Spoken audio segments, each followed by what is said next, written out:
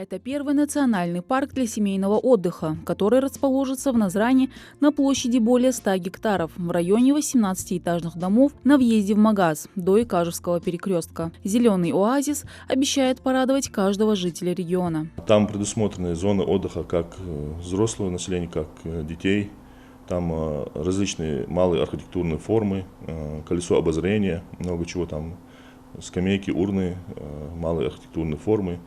И для досуга в нашей республике, чтобы в другие регионы не ездить на отдых, там будет предусмотрено все, что нужно для полноценного отдыха. Помимо этого здесь будут построены пруд, футбольное поле, спортплощадки, беговые дорожки, аттракционы. Территория отдыха будет густо засажена парковыми культурами, между которыми будут установлены скульптуры, декоративные светильники и другие виды освещения. По поручению главы республики Махмуда Али Калиматова с 1 декабря проводится голосование, где граждане могут выбрать один из двух понравившихся вариантов. Именно от жителей зависит, каким будет первый национальный парк в Ингушетии. Необходимо просто написать в любой браузерной строке za.park06.ru. Переходим на данную страницу.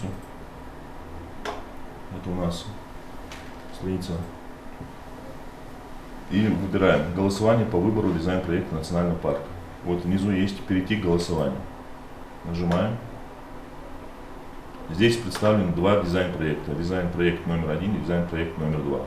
Голосование продлится с 1 по 20 декабря, а строительство зеленого оазиса планируют начать в следующем году. Поэтому у жителей есть время выбрать свое будущее и своих детей. Ведь это пространство для досуга и отдыха повысит качество жизни каждого из нас.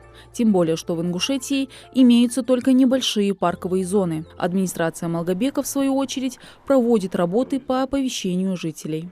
Мы через средства массовой информации, через телеграм-каналы, через официальный сайт администрации города также развесили баннеры в городе и агитируем жителей, чтобы они приняли участие, потому что это наша республика, мы должны проголосовать и по итогам голосования выбрать, каким будет наш национальный парк. На сегодняшний день уже отдали свои голоса около 11 тысяч человек. Жителям республики также предоставлена возможность внести изменения в проект и предложить свою идею или видение. Для этого достаточно ввести свои данные, отметить муниципалитет и проголосовать. Мадина Цорамак, Шарип Гатагажев, Новости 24.